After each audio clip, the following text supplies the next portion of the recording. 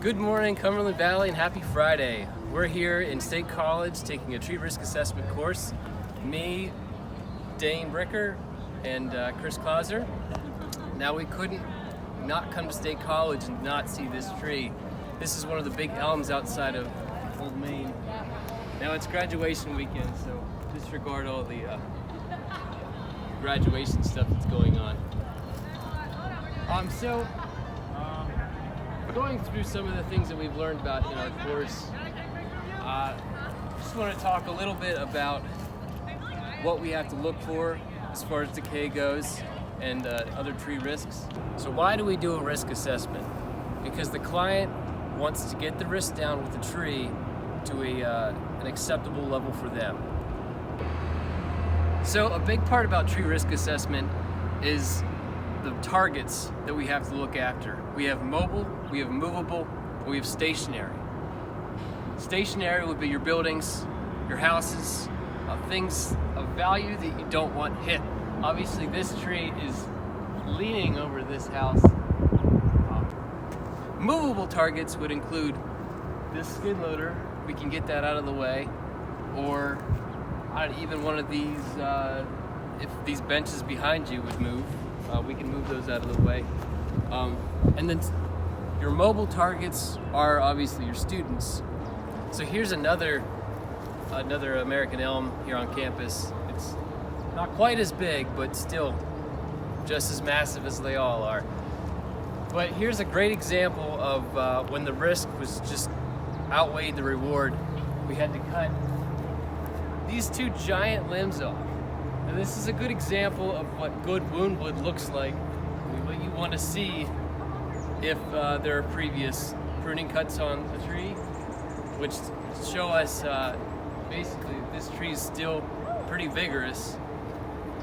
Now, if you look to the other side of this cut, we definitely don't see as much woundwood.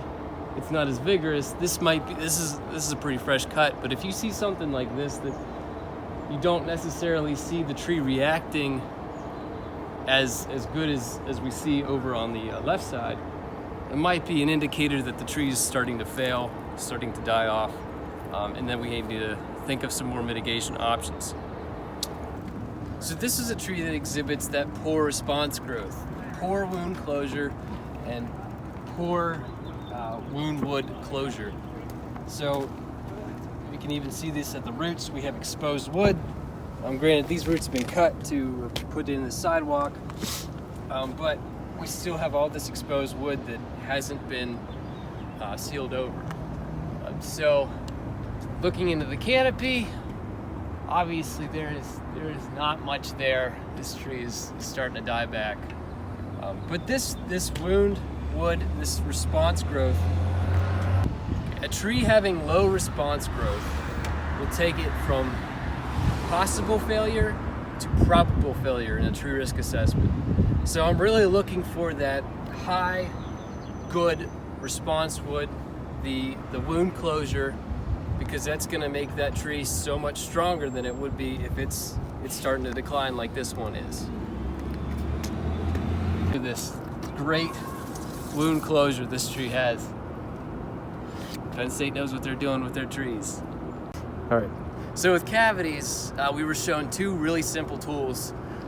These tools I just took from the hotel refrigerator, but he used wire, and these are what are called probes, fancy word for just a wire. And you can just stick these into cavities to get a better idea of how much solid wood you have around the cavity.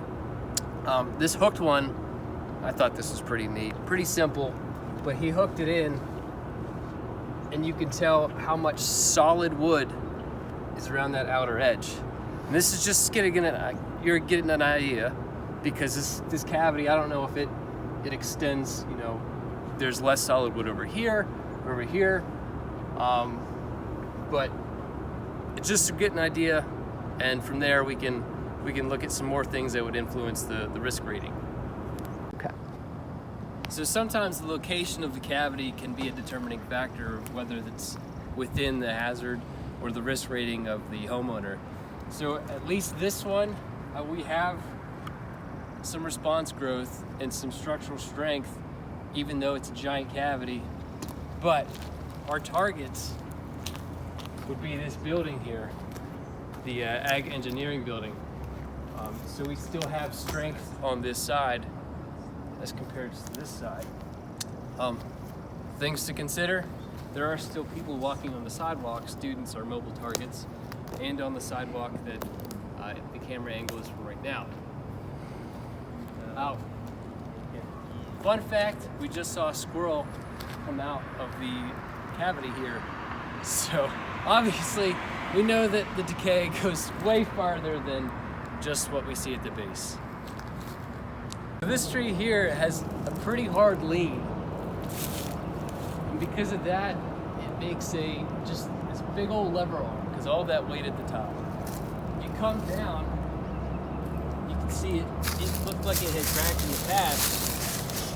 And it's trying to heal over, so that's good to see, but still, you gotta ask yourself,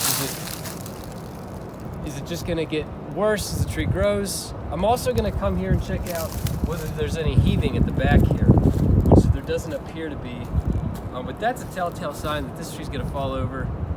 Not this one, because there's no heaving, but just things to keep in mind. One of the techniques they talked about in class was, if you're gonna revisit this tree over and over again, if we do work at a client's house repeatedly, they said to take a level and measure with the level each year to make sure it's not changing. And if it is, that tree's failing and that needs to be taken down. All right, so this one's a good one for mushrooms around the tree. You see mushrooms around the tree that look like this? I mean, these are old ones. You're gonna have to look hard sometimes, but these are last year's fruiting bodies. Yeah, you see stuff that looks like that, I would start questioning whether this tree is gonna make it or not. Most likely not. The root system is probably compromised. It's not in a great location here. So keep that in mind. Mushrooms, not a good thing. I hope you learned something about tree risk assessment. I know we sure have in these 3 days we've been here. So I'm Sean Friedoff, and have a great Friday.